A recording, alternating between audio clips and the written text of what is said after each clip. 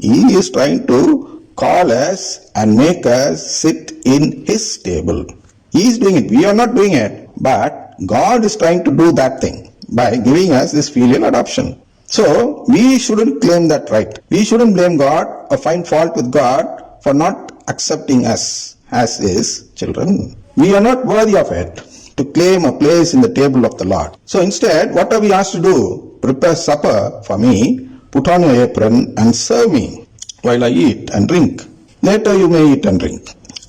Is what the actual righteousness which we should expect from God. In spite of it, God is calling us to an equal status with Him, to sit with Him in a supper, like how a slave is asked to sit with a master in a supper.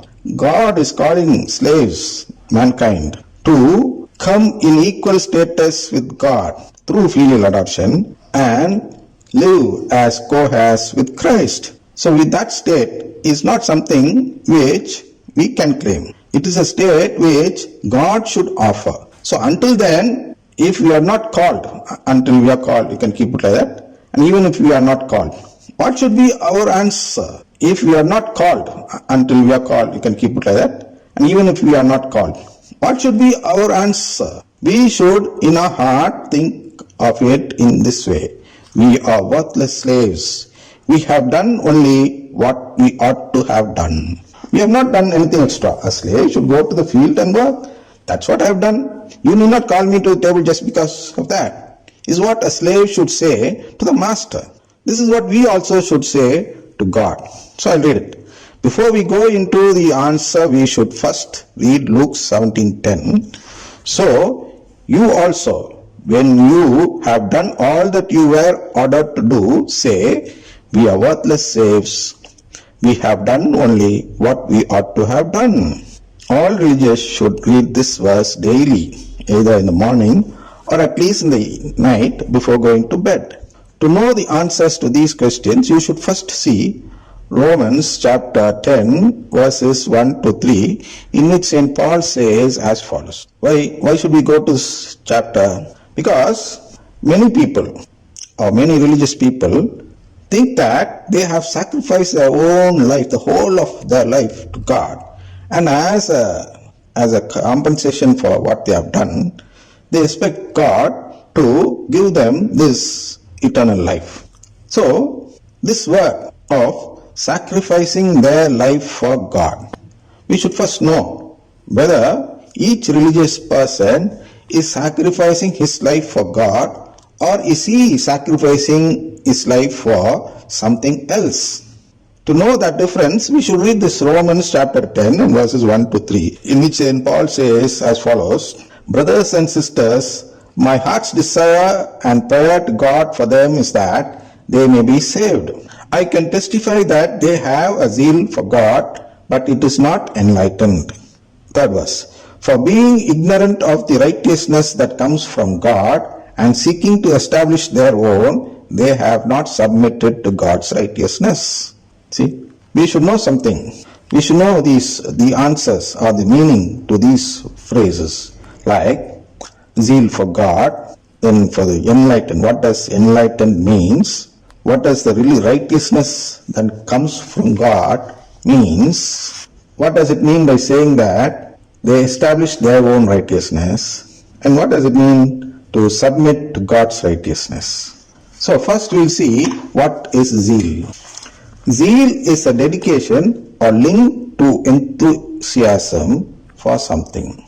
If you have zeal, you are willing, energized and motivated. Zeal is often used in religious sense, meaning devotion to God or another religious cause, like being a missionary. So this is usually called zeal. If we look at this meaning outwardly, it says that all religious people, all Catholic religious people have zeal for God. Next, enlightened. What does enlightened mean? Enlightened means to get greater knowledge and understanding about the subject or situation. So from the second verse, we come to learn that if somebody does not have the knowledge or understanding about the really righteousness of God, then there is no use having zeal for God. That is, there is no use having dedication or enthusiasm for the church alone. See, we have to get enlightened. What is enlightenment? To get enlightened is to get greater knowledge and understanding about the subject. Which subject? The subject redemption. The situation in this church. We should know what is what in this church before we start to work for the Lord. For example, in the parable which we just saw in the 17th chapter, a slave is going to the field to work for his master. A slave is going to the field to work for his master, and when he returns, the master calls and asks him to sit at his table. Not in this parable, but in the real life, God is doing that. He's trying to do that at least. If this slave goes and works in the field, but not in the field of the master, but in the field of somebody else, or at least in the field of the enemy of the master, what will the master do? That is what we ought to know. That what the slaves have to know. What they have to know? They have to know which is the field of their masters. They should know that knowledge. That is what is called enlightenment here. We should be enlightened. Otherwise we are not worthy or fit to work as a slave to our master. We have to enlighten ourselves with that knowledge about the subject, what is redemption. Without knowing what is redemption, how can we go about and preach the gospel? So from the second verse, we come to learn that if somebody does not have the knowledge or understanding about the righteousness of God, then there is no use having zeal for God. Of course, that servant with zeal for his master might plow a lot in the field, but if that field becomes a field of his enemy, will the master be pleased?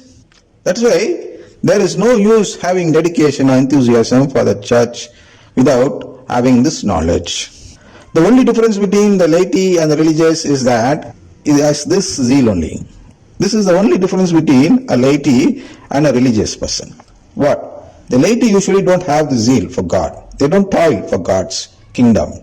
But the religious, they claim to toil in such a way that they sacrifice their full life for this cause. They claim. But actually, where are they toiling? Where are they plowing?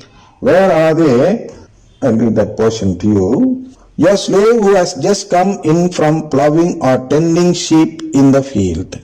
See, the slave who plows or tends the sheep, who plows the field or tends the sheep, if he plows the field of his enemy, and if he tends not the sheep of the master, but the goats of the other master, then will someone expect that master to call him and make him sit at his table? Never. That is what is happening in this church. The only difference between a laity and a religious is the zeal. This is the only difference.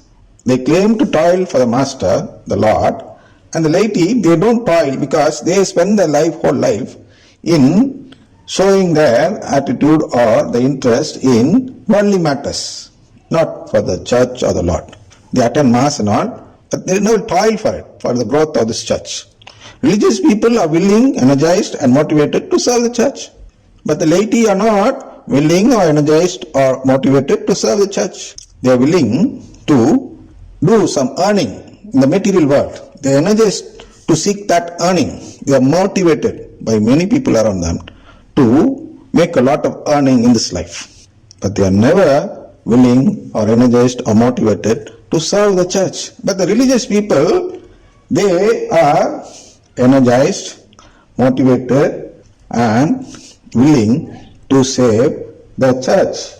Usually laity people are not willing or are not energized and they are not motivated to serve the church.